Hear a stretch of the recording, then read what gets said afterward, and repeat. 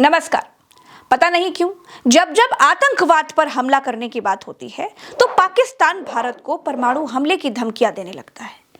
क्या भारत और पाकिस्तान का युद्ध करीब है? क्या पाकिस्तान और भारत परमाणु हथियार का इस्तेमाल एक दूसरे के ऊपर कर सकते हैं? और शिमला समझौता रद्द करने से क्या भारत और पाकिस्तान दोनों लाइन ऑफ कंट्रोल यानी एलओसी को मानने के लिए बाध्य नहीं रह गए हैं? आज के वीडियो में हम इसे ही समझेंगे और पाकिस्तान में इसे लेकर क्या चल रहा है और पाकिस्तानी अपनी आवाम को क्या बता रहे हैं, इसे भी समझेंगे। दोस्तों, भारत और पाकिस्तान एक बार फिर से उस मुहाने पर आकर खड़े हो गए हैं जहां से युद्ध बस एक ही कदम दूर है। बस शुरू करने की देर है। पहला गोला कौन मारेगा, बस इसी का इंतजार है। दोस्तों, पहलगाम में आतंकी हमले के बाद भारत ने पाकिस्तान के खिलाफ कई फैसले लिए, तो जवाब में एक दिन बाद पाकिस्तान ने भी कई निर्णय लिए। ऐसे में सवाल उठता है कि इन फैसलों के बाद दोनों देश युद्ध की तरफ और आगे जाएंगे या पीछे मुड़ने की गुंजाइश है। दोस्तों, पाकिस्तान सिंधु जल संधि को स्थगित करने के फैसले को ज्यादा गंभीरता से ले रहा है। भारत अगर पानी पूरी तरह से रोकने में कामयाब होता है तो पाकिस्तान के लिए बहुत मुश्किल हो सकती है और ये स्थिति पाकिस्तान को कहीं का नहीं छोड़ेगी। पाकिस्तान के पत्रकार नजम सेठी ने पाकिस्तानी न्यूज चैनल समा टीवी से कहा, पाकिस्तान दो स्थिति में मानेगा कि भारत ने जंग की शुरुआत कर दी है। एक तो पानी रोककर, दूसरा कराची पोर्ट को ब्लॉक करना। पाकिस्तान इन दोनों स्थिति को एक्ट ऑफ वॉर के रूप में लेगा और ऐसे में पाकिस्तान के पास अधिकार है कि परमाणु हथियार का इस्तेमाल कर सके। दोस्तों, भारत कराची पोर्ट को ब्लॉक कर देगा तो सारा पाकिस्तान ब्लॉक हो जाएगा। ये दो रेड लाइट हैं। पाकिस्तानी पत्रकार के मुताबिक वो इसका मतलब यही निकालेंगे कि भारत ने युद्ध की शुरुआत कर दी है। पाकिस्तानी पत्रकार पाकिस्तानी टीवी पर कहते हैं कि अगर जंग होगी तो ठीक है, लेकिन जंग होगी तो वो परमाणु हथियार किस स्टेज पर इस्तेमाल करेंगे। इसके दो लेवल हैं। एक ये कि पाकिस्तानी फौज की बॉर्डर पर ही शिकस्त हो जाए और ऐसा लगे कि हिंदुस्तान की फौज भीतर तक आने वाली है। ऐसे में पाकिस्तान परमाणु हथियार का इस्तेमाल कर सकता है। दूसरी स्थिति यह है कि हिंदुस्तान की फौज पाकिस्तान के किसी इलाके पर कब्जा कर लेती है तो पाकिस्तान परमाणु हथियार का इस्तेमाल कर सकता है। पाकिस्तान कहता है कि वो परमाणु हथियार का इस्तेमाल पहले नहीं करेगा, इसकी बाध्यता से वो बंधा नहीं है। दूसरी तरफ दोस्तों, भारत इस नीति को मानता है कि वो पहले परमाणु हथियार का इस्तेमाल नहीं करेगा, लेकिन अगस्त 2019 में भारत के रक्षा मंत्री राजनाथ सिंह ने ये बात कही थी कि अभी तक हमारी नीति है कि हम पहले परमाणु हथियार का इस्तेमाल नहीं करेंगे, लेकिन भविष्य में ये नीति हालात पर निर्भर करेगी। इससे पहले 2016 में भारत के तत्कालीन रक्षा मंत्री मनोहर पर्रिकर ने कहा था कि भारत इस नीति से बंधा नहीं रह सकता है। भारत के कई रक्षा विश्लेषक पहले परमाणु हथियार इस्तेमाल नहीं करने की नीति की आलोचना करते रहे हैं। पाकिस्तान के लिए सिंधु जल संधि का पानी उसके लिए लाइफलाइन की तरह है और कराची पोर्ट का ऑपरेशनल रहना भी कुछ ऐसा ही है। ऐसे में भारत के साथ तनाव की घड़ी में पाकिस्तान को इन दो बातों की चिंता सबसे ज्यादा सताती है। पाकिस्तान के पत्रकार नजम सेठी कहते हैं, भारत पानी को रातों रात नहीं रोक सकता। भारत को पानी रोकने में कम से कम 5 से 10 साल लगेंगे। अगर भारत इस फैसले को अमल में लाता है तो चीन भी भारत के साथ ऐसा कर सकता है। भारत थोड़ा बहुत तंग कर सकता है, लेकिन पूरी तरह से पानी बंद नहीं कर सकता है। भारत इजराइल नहीं है और हम फिलिस्तीन नहीं है। भारत एलओसी पर मामला गर्म करेगा, भारत सीज फायर तोड़ेगा और ऐसी स्थिति में फौज को पश्चिम से एलओसी पर लगाना होगा। लेकिन पाकिस्तान की अर्थव्यवस्था बहुत अच्छी नहीं है, इसीलिए मुश्किलें होंगी। दोस्तों, पाकिस्तान की नेशनल सिक्योरिटी कमेटी ने एक प्रेस कॉन्फ्रेंस में क्या कहा था वो सुनिए।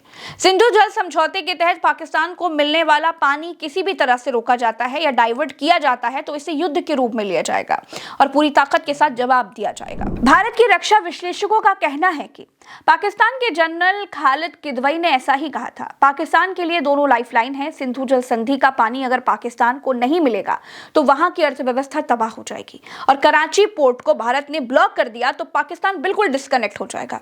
कराची पोर्ट से पाकिस्तान का हुक्का पानी चलता है। भारत के रक्षा विश्लेषक भी मानते हैं कि पाकिस्तान इन दोनों चीजों को सामान्य रूप में नहीं देख सकता है। क्या भारत कराची पोर्ट को ब्लॉक करने की क्षमता रखता है? इसके जवाब में भारत के रक्षा विशेषज्ञ कहते हैं कि भारत की नौसेना अभी बहुत अच्छी स्थिति में है और उसके पास इतनी क्षमता है कि वो कराची पोर्ट को ब्लॉक कर दे।